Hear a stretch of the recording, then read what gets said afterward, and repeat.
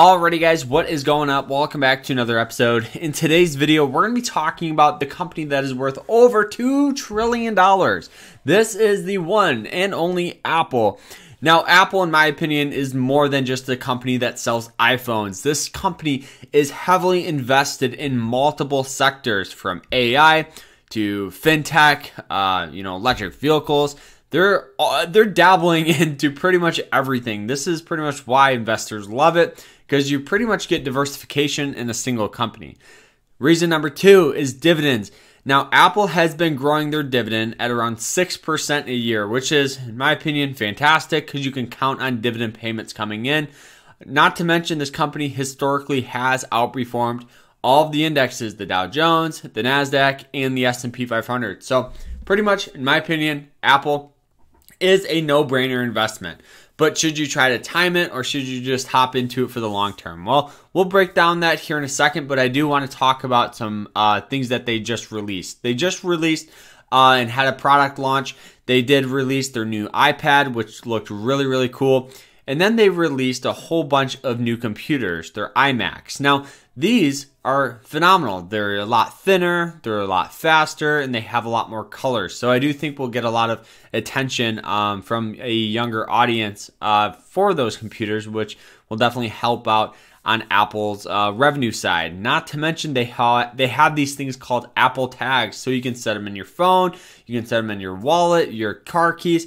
It's like a Bluetooth connection, so you don't lose anything. So I think that's really, really cool. I think there's a lot of promise with this company. Now, one thing I just can't get over for Apple is how large they are. A lot of people don't realize what $2 trillion in market cap means. Now, for those of you that don't know, that's Apple's market cap. That is larger than the entire GDP of Canada, of Mexico, and a lot of other foreign countries. So a single company in the United States is larger than some countries' entire gross domestic product. I think that's absolutely crazy. So obviously, guys, this company is not going anywhere anytime soon. And you guys can see it's definitely sought after. It's traded in the millions every single day. Now, this stock will always and probably will be sought after, and it's heavily put into ETFs. So, you get a lot of hedge funds in it, you get a lot of ETFs in it.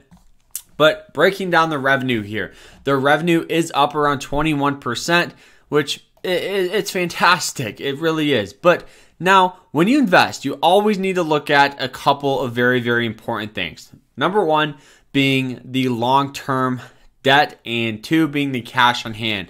So right now, Apple has around $76 billion of cash on hand, which is very, very good. But they do have more long-term debt than cash on hand, which in my opinion is something that you have to take in consideration with a company like Apple. I understand they're not going anywhere anytime soon, but that long-term debt is definitely going to be diluting the company. But with the company being as large as it is, we really don't have to worry about that so much. Not to mention, Apple does have solid profit margins at around 21%. So what that means is every time Apple brings in $100, they profit 21 bucks, which is honestly really, really good. So now that we have a good understanding of some of the fundamentals and something to look out for because of that long-term debt, let's look at the chart here. So Apple does have some pretty hard resistance here at around 140 to 145. You guys can see every time we did hit that point, we did get sell off, and now it did find some overall support around the 118 all the way down to pretty much the 115 area.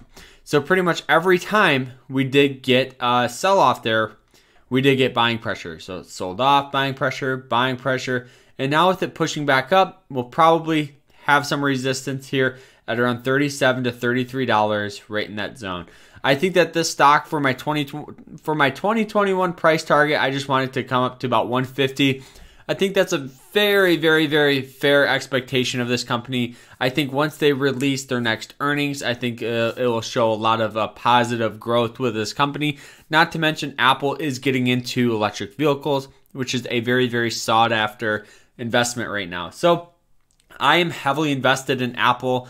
So what I would recommend doing is pretty much use Apple's volatility to your advantage. So the best strategy for a company like this would be dollar cost averaging. So really what it is you pretty much figure out however much you want to invest. So if let's say you want to invest $1,000 into Apple, instead of putting up $1,000 all up front, what you will do is you pretty much will invest $100 a week over the next 10 weeks or 10 months, whatever time frame you want, so you can get a good average price for that time period. So if Apple stock is going up, you make money because the stock value is going up. But when it sells off, double what you normally would put in. So you double down, boom, it continues to go up. So now it falls back down, you double down. So you're pretty much averaging down in here. Boom, as it grows, you make more money. So now with it falling, boom, you average down, and now it's going to be continuing to go up. So that's a good way and a good strategy that a lot of beginners can use to really capitalize on that share size and the volatility of this company. So I hope you guys enjoyed it, and overall, I hope you guys got something of value out of this video. And that's it. Remember to stay happy, stay positive, and stay safe out there. Take care, everyone.